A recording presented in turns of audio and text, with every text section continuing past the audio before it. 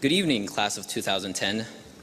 Before I commence my speech, I would first like to thank my family, especially my aunt and uncle who came down from California, and my grandparents who flew from halfway around the world. I would also like to thank my friends and my academic adjudicators. Without any of you, I would not be where I am today. Thank you, because without your help, I would not have been given this chance to represent the class with a lengthy speech comprised of highly personal anecdotes, a chance I now plan to take full advantage of.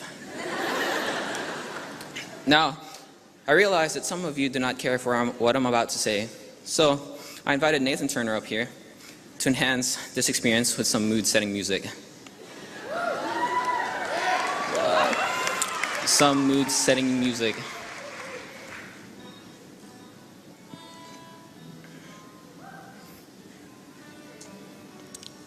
This should accommodate your ears so that as you get bored and zone in and out of listening to my speech, all you'll be able to hear is the soothing sound of the guitar.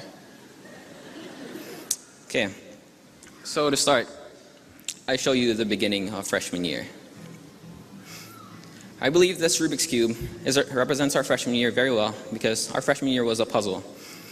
It wasn't too long ago when the puzzle of entering high school was presented before you. And most of us were nervous, anxious, or scared. And questions like, how am I going to fit in, filled our heads. And we became more concerned with what we wore and who we hung out with, and less concerned about who has more Pokemon cards. I don't know about that one. It was a puzzle because, just like the Rubik's Cube, you can turn it around, you just can't turn it around in any unplanned direction. Otherwise, it's just going to get more mixed up. So, you have to start matching colors.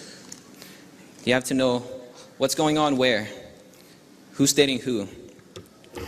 And by the time freshman year is almost over, you've solved part of your Rubik's Cube. But you still have a long way to go. Now, sophomore year was kind of a blur.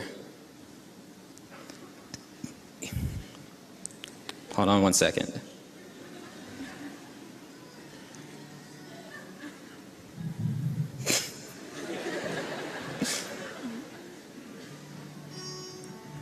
Okay, that works.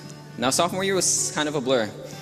You now know what's going on in high school, but you're still an underclassman, so there's nothing much going on. Time passed quickly, and everything was drowned out by the freshman's whine and the upperclassman's authority. So, when we piece all the parts of sophomore year together, it creates a rather hazy, fragmented memory that kind of feels like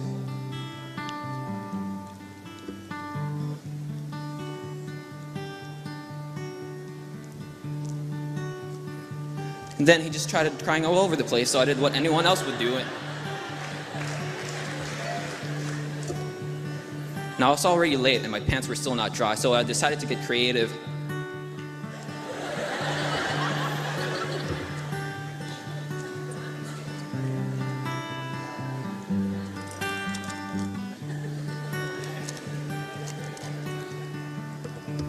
And thus, we coast through sophomore year, leaving ourselves to wonder what really happened. Yet we managed to solve more of the Rubik's Cube. And then junior year. You're finally an upperclassman, and you are now entitled to a lot more power to influence the school. You are becoming more of a leader than a follower, but you soon realize that it just gets much harder from here. More AP classes are available. The IB program begins. Coaches rely on you more. Underclassmen begin to look up to you, and you're finally allowed to go to prom. It's all fun until you begin to realize what the responsibility that's been given to you. And you have to be careful what you do because any wrong move can send you back to square one. Every move you make has to be just right so that the last year in high school will be simple.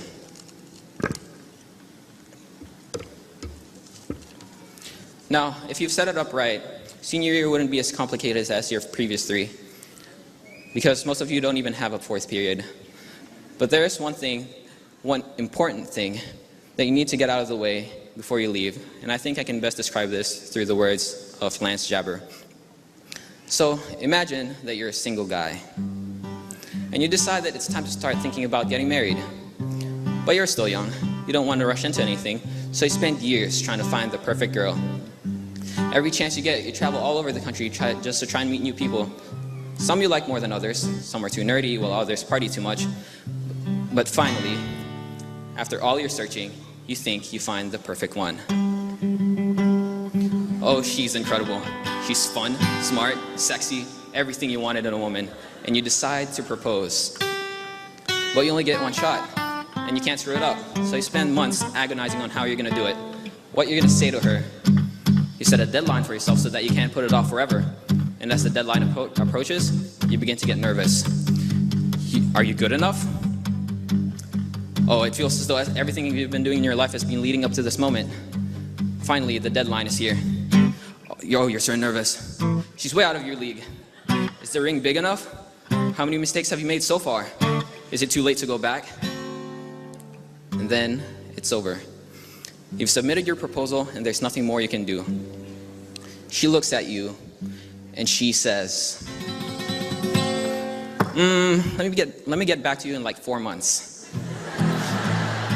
That's pretty much what applying to college is like. And you know what? She'll probably say no. But guess what you didn't tell her? You proposed to a bunch of backup chicks just in case she rejected you. And they're all begging to come marry you instead. Well, now that college is just around the corner, all you have to do is just turn those few sides. 1 second. And you finally solve your Rubik's Cube.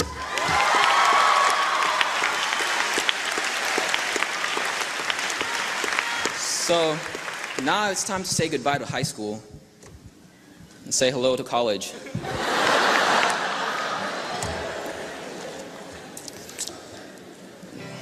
So now that we're done with high school, it's time to look ahead into the future.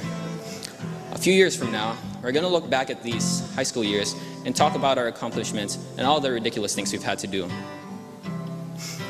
We'll all probably laugh about all the stuff we've done and said while we were still in high school.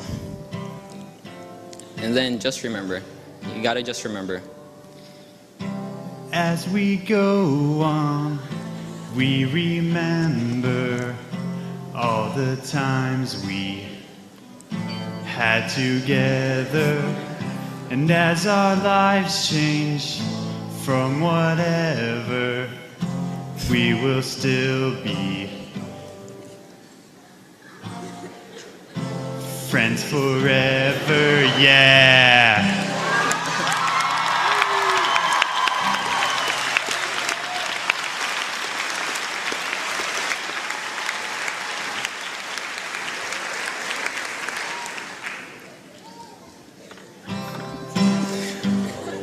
The only thing left to say now is congratulations to the West Hall High School class of 2010 and to those who helped us get here.